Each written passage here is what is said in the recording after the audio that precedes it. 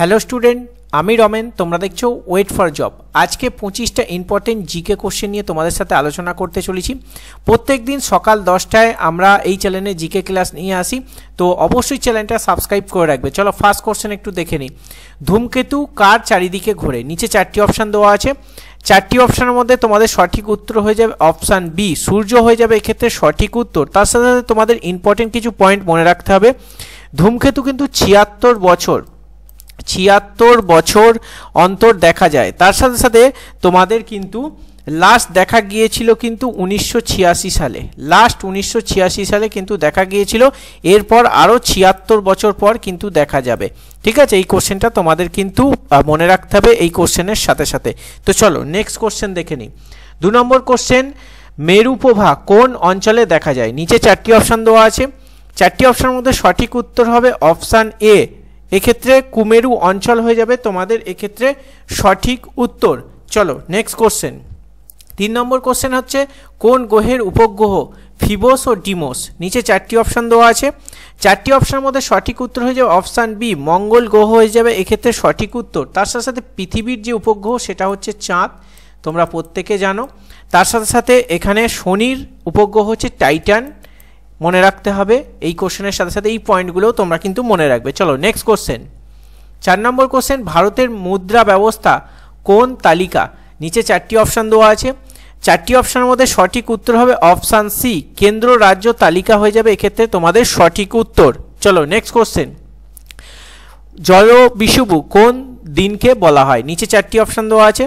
4টি অপশানের মধ্যে সঠিক উত্তর হবে অপশান ডি, 23শে সেপ্টেম্বর হয়ে যাবে এক্ষেত্রে তোমাদের সঠিক উত্তর। এর সাথে সাথে মনে রাখতে হবে এই যে 21শে মার্চ হচ্ছে তোমাদের মহাবিষুবু। ঠিক আছে, মহাবিষুবু হচ্ছে 21শে মার্চ, আর যদি জলবিষুবু বলে সেটা হচ্ছে 23শে সেপ্টেম্বর। এগুলোও কিন্তু এসে যায়। তোমরা এই কোশ্চেনের সাথে সাথে কিন্তু ইম্পর্টেন্ট পয়েন্টগুলোও তোমরা মনে রাখবে বা লিখে রাখবে। চলো নেক্সট কোশ্চেন। 6 নম্বর কোশ্চেন কি বলছে?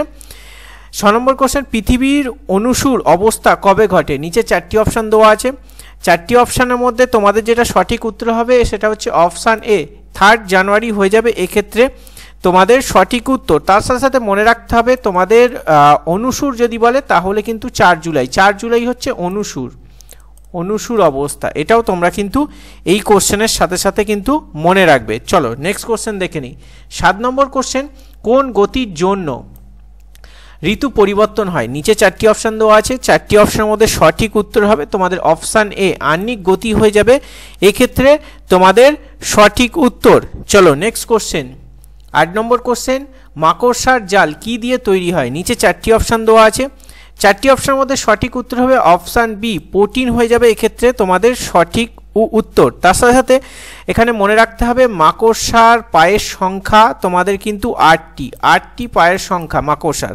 ঠিক আছে, চলো নেক্সট কোশ্চেন। তোমরা যদি চ্যানেলে নতুন দর্শক হও চ্যানেলটা সাবস্ক্রাইব করে রাখবে, কারণ আমরা সম্পূর্ণ ফ্রিতে প্রত্যেক দিন সকাল 10টায় তোমাদের জন্য জিকে ক্লাস নিয়ে আসি, যেটা কেন্দ্র বলো রাজ্য বলো সমস্ত পরীক্ষা এখান থেকে তোমাদের কমন আসবে। নেক্সট কোশ্চেন, বিশ্ব তামাক বিরোধী দিবস কবে পালিত হয়? নিচে 4টি অপশান দেওয়া আছে। 4টি অপশানের মধ্যে সঠিক উত্তর হবে অপশান বি, মানে 31শে মে হয়ে যাবে তোমাদের এক্ষেত্রে সঠিক উত্তর। প্রথম কত সালে এটা পালিত হয়েছিল? সেটা হচ্ছে 1987 সালে কিন্তু প্রথম এটা পালিত হয়েছিল। এটাও তোমরা কিন্তু মনে রাখবে এই কোশ্চেনের সাথে সাথে। চলো নেক্সট কোশ্চেন। 10 নম্বর কোশ্চেন, কর্ণাটকের পুরাতন নাম কি ছিল?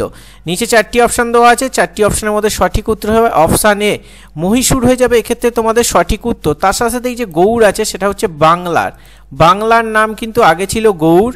তার সাথে সাথে কামরূপ হচ্ছে অসমের আগের নাম ছিল কামরূপ।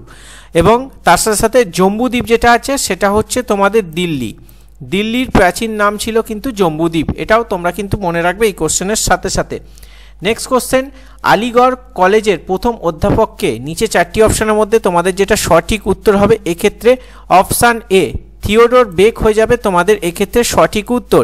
এর সাথে সাথে তোমাদের মনে রাখতে হবে তোমাদের এই যে আলিগড় আন্দোলন বা আলিগড় কলেজ সম্পর্কিত বিভিন্ন কোশ্চেন তোমরা কিন্তু পড়ে রাখবে, বা আমরা আগামী ক্লাসে এই সম্পর্কে আরও আলোচনা করে দেবো তোমাদের ডিটেলিংয়ে। চলো নেক্সট কোশ্চেন কি বলছে, গুরু তেজ বাহাদুরকে হত্যা করেছিলেন? গুরু তেজ বাহাদুরকে কে হত্যা করেছিলেন? নিচে 4টি অপশান আছে। 4টি অপশানের মধ্যে অপশান এ ঔরঙ্গজেব হয়ে যাবে এক্ষেত্রে তোমাদের সঠিক উত্তর। তার সাথে সাথে মনে রাখতে হবে এই জাহাঙ্গীর কিন্তু গৌরু অর্জুনকে কিন্তু হত্যা করেছিল। এই কোশ্চেনও তোমরা কিন্তু মনে রাখবে, কারণ ঘুরিয়ে ফিরে বিভিন্ন পরীক্ষায় কিন্তু কোশ্চেন এসে যায়। নেক্সট কোশ্চেন দেখে নিই চলো। ভক্তিবাদ আন্দোলন কে শুরু করেন? নিচে 4টি অপশান দেওয়া আছে, 4টি অপশানের মধ্যে সঠিক উত্তর হয়ে যায় অপশান ডি রামানুজ হয়ে যাবে এক্ষেত্রে তোমাদের সঠিক উত্তর। নেক্সট কোশ্চেন, ভারতের কোন রাজ্যে বনভূমি সবচেয়ে বেশি? নিচে 4টি অপশান দেওয়া আছে, 4টি অপশানের মধ্যে সঠিক উত্তর হয়ে যাবে অপশান এ মধ্যপ্রদেশ হয়ে যাবে এক্ষেত্রে তোমাদের সঠিক উত্তর। আর যদি বলে সবচেয়ে কম কোথায়, তাহলে হরিয়ানায় হচ্ছে সবচেয়ে কম কিন্তু বনভূমি আছে, আর সব থেকে বেশি আছে কিন্তু মধ্যপ্রদেশে। এটাও কিন্তু বিভিন্ন পরীক্ষায় ঘুরিয়ে ফিরিয়ে কোশ্চেন চলে আসে। নেক্সট কোশ্চেন, কোন শহরকে ভারতের রুর বলা হয়? তোমাদের 4টি অপশানের মধ্যে সঠিক উত্তর হয়ে যাবে অপশান বি দুর্গাপুর হয়ে যাবে এক্ষেত্রে তোমাদের সঠিক উত্তর। চলো নেক্সট কোশ্চেন 16 নম্বরে, টিস্কো কত সালে প্রতিষ্ঠিত হয়? এটা কিন্তু বিভিন্ন পরীক্ষায় এসে যায়, এক্ষেত্রে সঠিক উত্তর হবে তোমাদের 1907 হয়ে যাবে এক্ষেত্রে সঠিক উত্তর, মানে অপশান ডি তোমাদের সঠিক উত্তর। তার সাথে সাথে মনে রাখতে হবে যে 1975 সালে এনটিপিসি কিন্তু প্রতিষ্ঠিত হয়েছিল, এটাও তোমরা কিন্তু মনে রাখবে। নেক্সট কোশ্চেন, সূর্য থেকে তাপ পৃথিবীতে আসে কোন মাধ্যমে?